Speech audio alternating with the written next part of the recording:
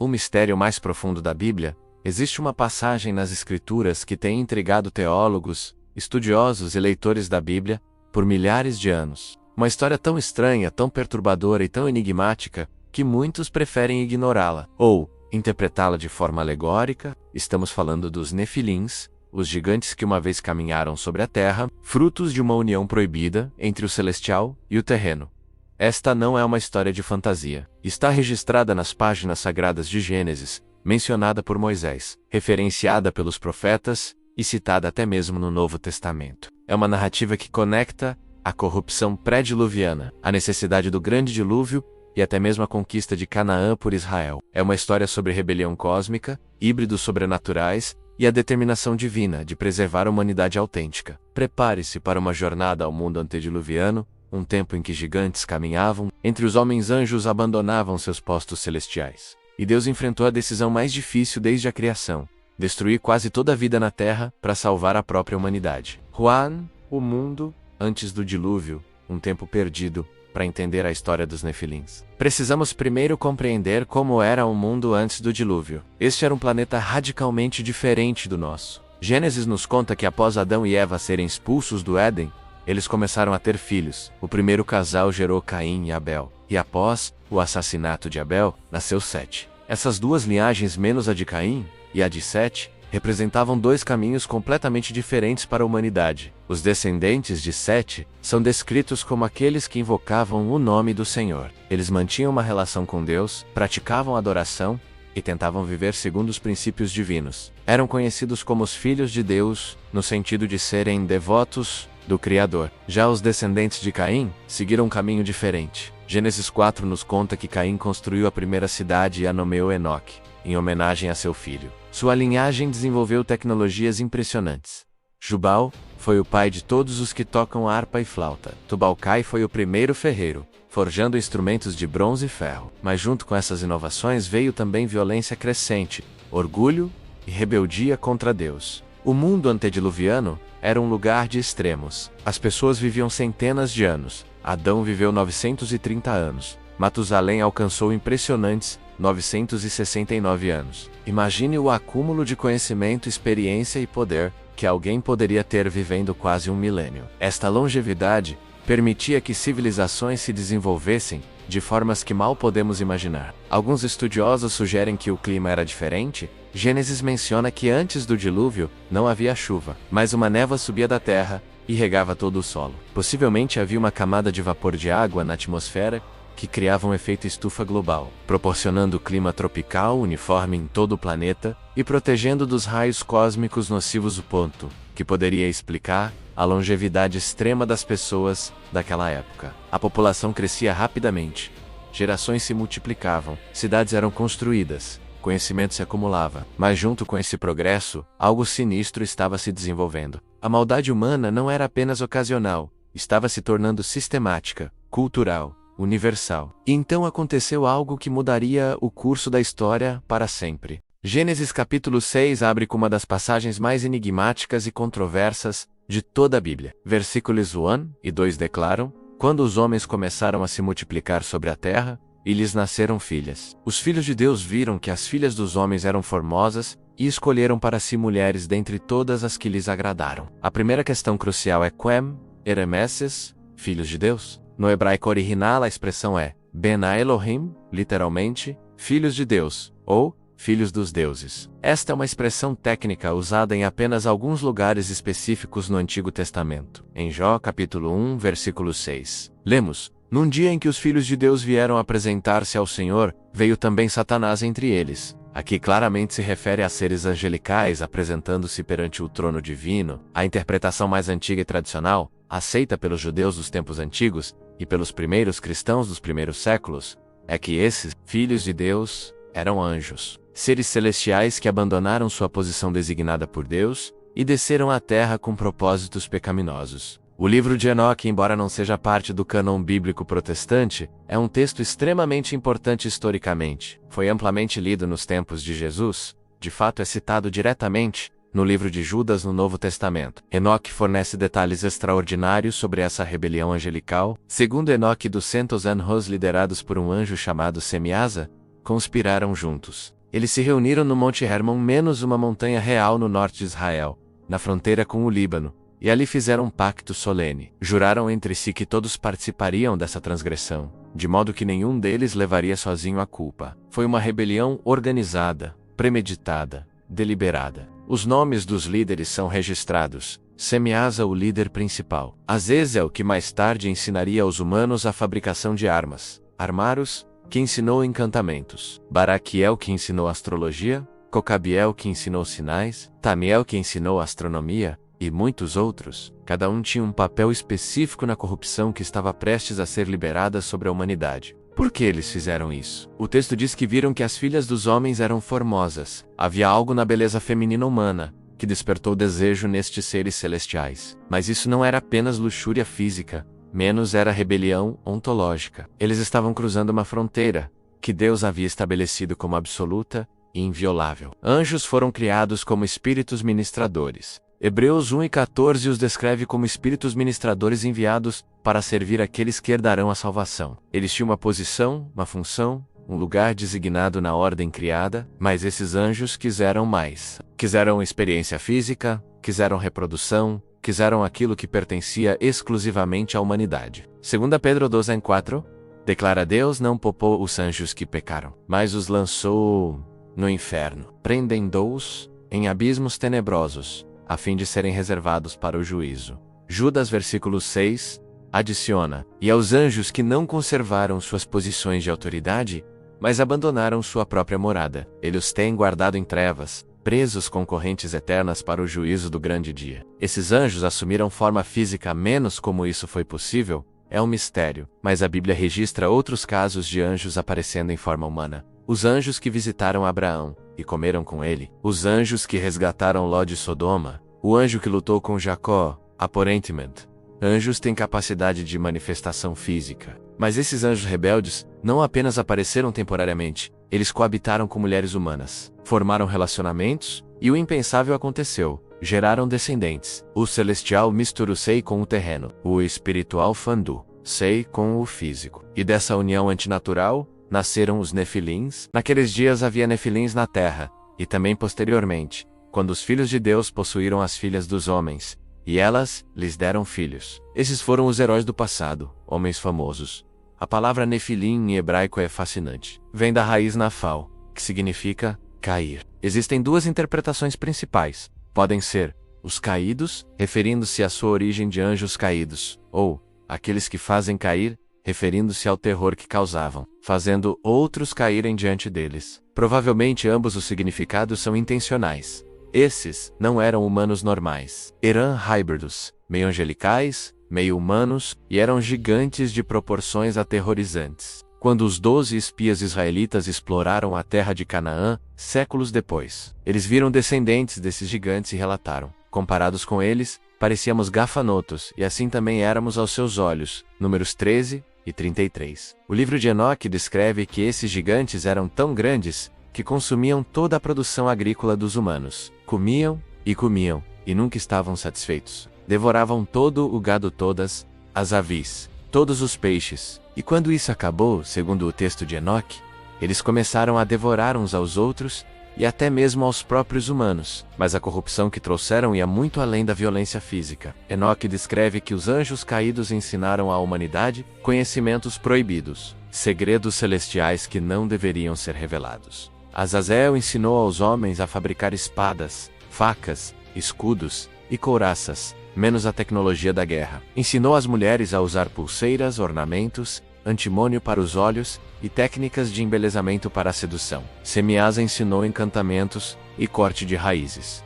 Feitiçaria, Armaros ensinou como quebrar encantamentos. Baraquiel ensinou astrologia. Cocabiel ensinou astronomia. Tamiel ensinou a observar as estrelas. Azadel ensinou o curso da lua. Cada conhecimento tinha potencial de ser usado para manipulação, controle e mal. A terra encheu-se de violência. A palavra hebraica usada é Hamas, que não significa apenas brutalidade física, mas injustiça sistêmica, opressão estrutural, corrupção moral completa. A sociedade inteira estava contaminada. Não havia mais justiça, não havia mais misericórdia, não havia mais bondade. Tudo era maldade, todo o tempo. Gênesis 6:5 resume a situação de forma devastadora. O Senhor viu que a perversidade do homem tinha aumentado na terra e que toda a inclinação dos pensamentos do seu coração era sempre e somente para o mal. Note as palavras. Toda a inclinação, sempre, somente. Não havia exceções. Não havia momentos de bondade. Era maldade pura, constante, universal. Alguns estudiosos sugerem que não era apenas corrupção moral, mas também genética. A mistura entre angelical e humano pode ter corrompido o próprio DNA da humanidade. Se isso continuasse, não haveria mais humanos puros. Todos seriam híbridos. E isso era um problema porque Deus havia prometido que o Redentor viria da semente da mulher, Gênesis 3:15, ou seja, seria completamente humano. A própria possibilidade de salvação estava sendo ameaçada. Os Nefilim se tornaram os heróis do passado, homens famosos. Esta frase é intrigante. Eles eram celebrados, admirados, temidos e reverenciados. Muito provavelmente, esses são os heróis e semideuses das mitologias antigas, Gilgamesh na Mesopotâmia, Hércules na Grécia, os titãs, os Nefilim do Egito.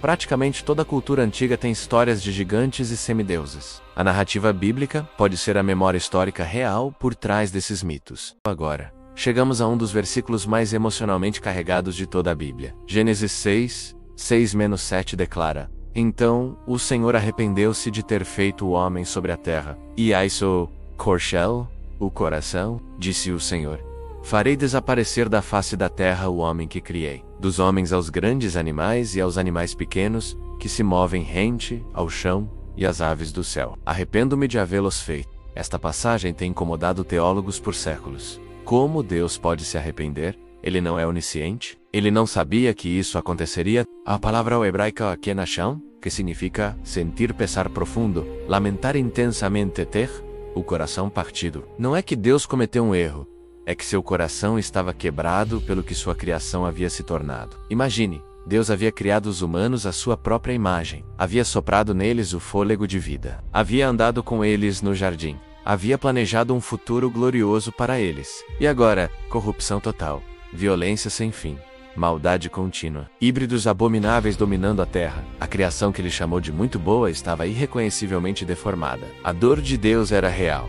Não era raiva fria e calculada, menos era coração partido. O texto diz literalmente que cortou-lhe o coração, o Criador estava sofrendo.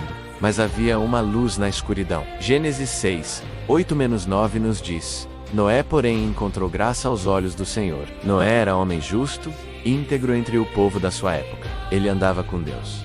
A palavra hebraica traduzida como íntegro é tamim, que pode significar perfeito, sem defeito, completo ou crucialmente, sem mistura. Alguns estudiosos sugerem que Noé era geneticamente puro.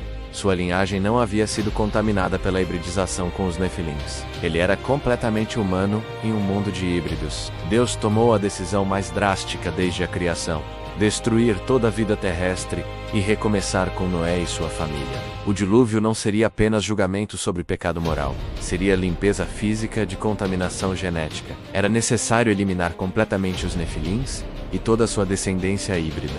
As instruções para a arca foram dadas. Noé passou provavelmente 100 anos, construindo-a enquanto pregava arrependimento. 2 Pedro 2:5 chama Noé de pregador da justiça. Ele advertiu sua geração, mas ninguém ouviu. A corrupção era tão completa que ninguém podia mais reconhecer a verdade. E quanto aos anjos rebeldes, o livro de Enoque conta uma história fascinante. Quando esses anjos viram a destruição que haviam causado e perceberam que o julgamento estava vindo, eles apelaram a Enoque, o homem que andava com Deus, e foi trasladado ao céu sem ver a morte. Pediram que ele intercedesse por eles perante Deus. Enoque levou a petição ao trono celestial, mas a resposta de Deus foi absoluta e final: não haveria perdão. Judas 1:6 e 2 Pedro 2:4 confirmam. Esses anjos foram lançados no Tártaro, um abismo nas profundezas, acorrentados em trevas, aguardando o julgamento final. Diferente dos demônios que ainda operam na terra, esses anjos específicos estão aprisionados. Sua rebelião foi tão grave que foram imediatamente encarcerados.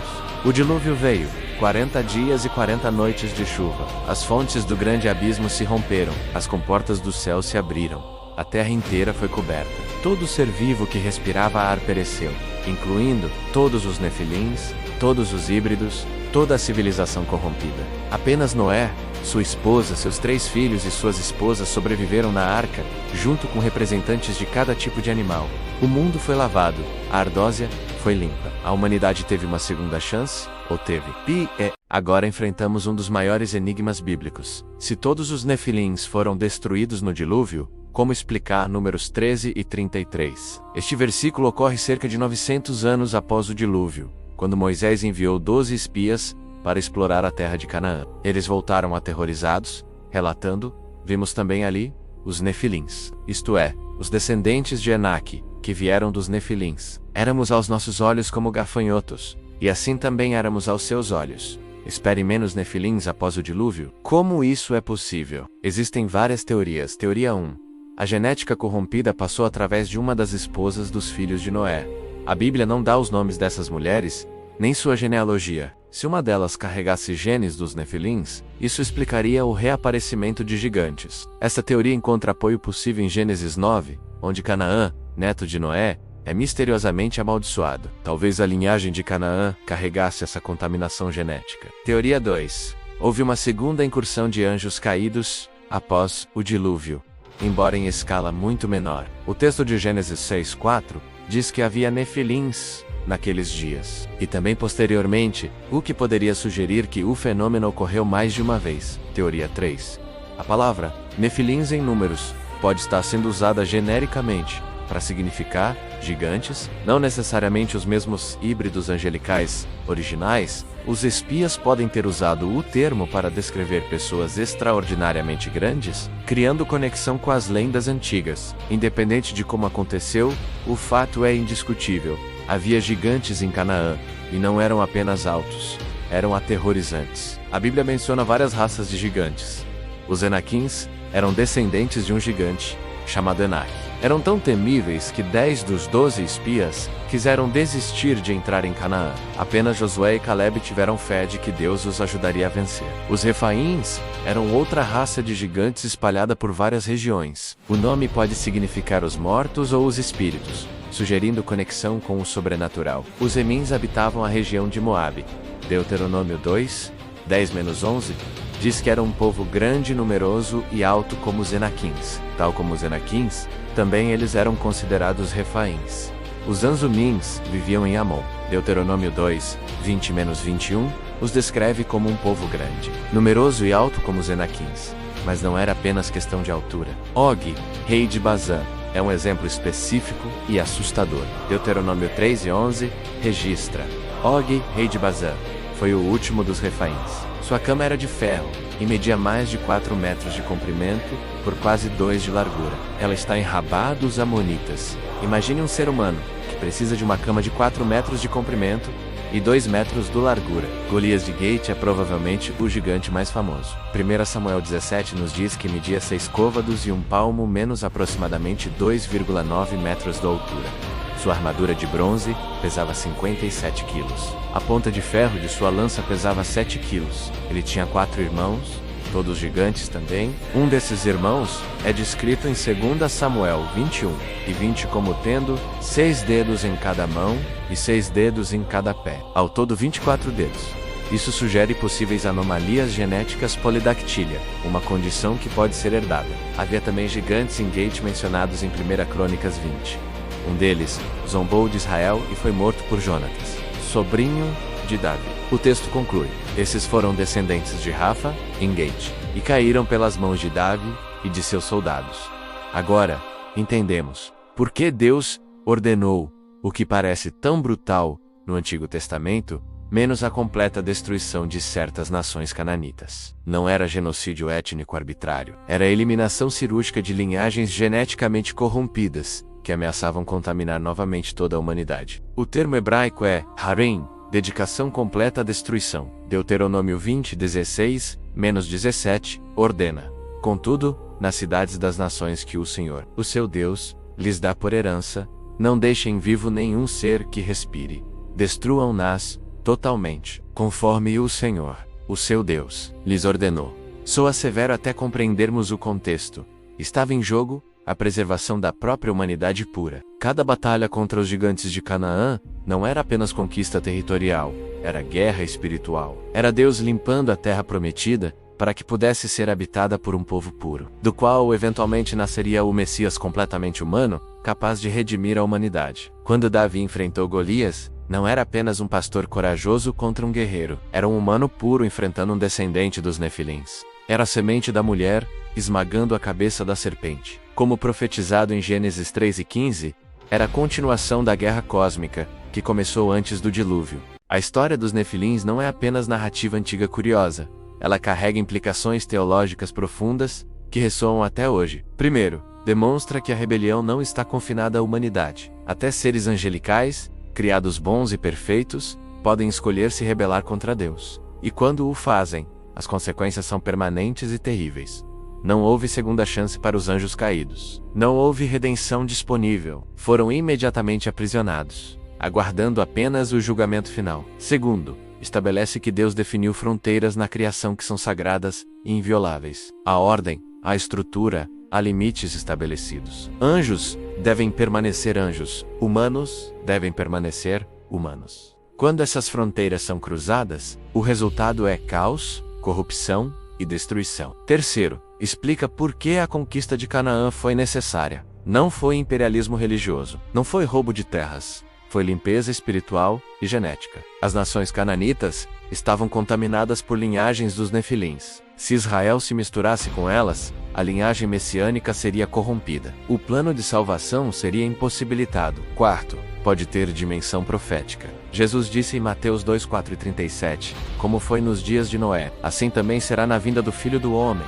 O que caracterizava os dias de Noé? Exatamente essa corrupção entre o celestial e o terreno. Alguns estudiosos sugerem que nos últimos dias haverá tentativa similar de corromper a humanidade, talvez através de transhumanismo, modificação genética ou até mesmo nova incursão espiritual. Esta narrativa também pode explicar mitologias universais, porque praticamente toda cultura antiga tem histórias de gigantes e semideuses. Os sumérios tinham Gilgamesh, os gregos tinham Hércules e os titãs. Os nórdicos tinham seus gigantes. Os hindus têm seus asuras. Os nativos americanos têm lendas de gigantes. Seria tudo coincidência? Ou seriam memórias culturais distorcidas de eventos reais que ocorreram antes da dispersão da humanidade em Babel? Flávio Jósefo, o historiador judeu do primeiro século, escreveu em Suas Antiguidades dos Judeus, pois muitos anjos de Deus se uniram com mulheres e geraram filhos que eram injustos e desprezavam tudo que era bom. Mas quanto a esses filhos dos anjos, eles cometeram excessos e desprezaram todas as coisas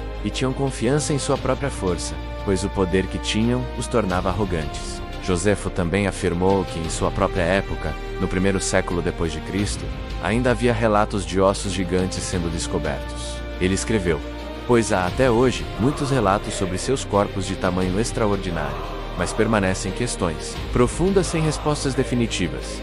Os Nefilins tinham almas? Eram capazes de salvação? Segundo o livro de Enoque, quando os Nefilins morriam fisicamente, seus espíritos não podiam descansar, tornavam-se os espíritos malignos ou demônios que vagueiam pela terra. Seria esta a verdadeira origem dos demônios? Não seriam anjos caídos, mas os espíritos desencarnados dos híbridos angelicais humanos? Isso explicaria por que os demônios, nos evangelhos frequentemente, procuravam habitar corpos, tanto humanos quanto animais. Eles não têm corpos próprios. São espíritos de híbridos mortos, desesperados por experiência física. Por que Deus permitiu que isso acontecesse? Se Ele é onisciente e todo-poderoso, por que não impediu os anjos de se rebelarem? A resposta provavelmente está no livre-arbítrio. Mesmo anjos tinham escolha, e escolhas têm consequências menos até para seres celestiais. Por que a corrupção genética era tão séria? Porque o Redentor prometido precisava ser completamente humano. Hebreus 2:14 diz, portanto, visto que os filhos são pessoas de carne e sangue, ele também participou dessa condição humana. Se toda a humanidade tivesse se tornado híbrida, a encarnação seria impossível. Deus não poderia se tornar humano, porque não haveria mais humanos puros. A história dos Nefilins também nos lembra que há guerra cósmica acontecendo. Paulo escreveu em Efésios 6:12, pois a nossa luta não é contra carne e sangue, mas contra os principados, contra as potestades, contra os poderes deste mundo tenebroso, contra as forças espirituais do mal nas regiões celestiais. O conflito não é meramente terreno, é multidimensional. Finalmente, esta narrativa nos ensina sobre a santidade de Deus. Ele não tolera a corrupção. Ele não faz vista grossa ao mal. Quando a maldade se torna absoluta, o julgamento é inevitável. O dilúvio foi julgamento. A destruição de Sodoma e Gomorra foi julgamento. A conquista de Canaã foi julgamento. E haverá um julgamento final, quando Cristo retornar. Mas a história também revela a graça de Deus.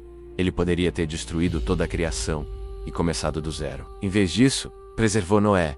Ele poderia ter abandonado a humanidade à sua corrupção. Em vez disso, enviou seu próprio filho.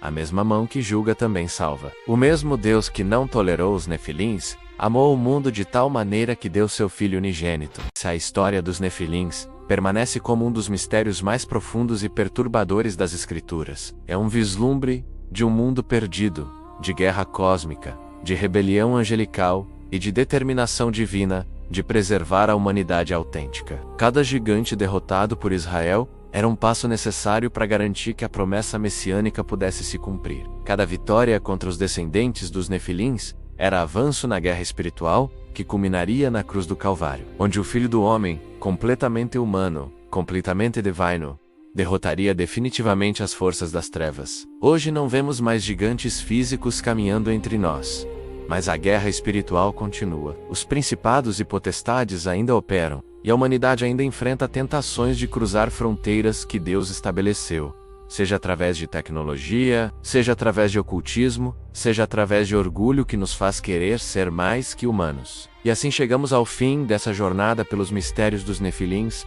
uma das histórias mais fascinantes da Bíblia. Se este conteúdo expandiu sua compreensão das Escrituras, deixe sua curtida, comente aqui embaixo sua opinião sobre os Nefilins e compartilhe com amigos que se interessam por estudos bíblicos profundos. Se ainda não é inscrito, inscreva-se no canal e ative o sininho para não perder os próximos mistérios bíblicos que vamos explorar. Que Deus abençoe você ricamente e ilumine sua mente com compreensão das Escrituras. Até o próximo vídeo e que a paz do Senhor esteja com você.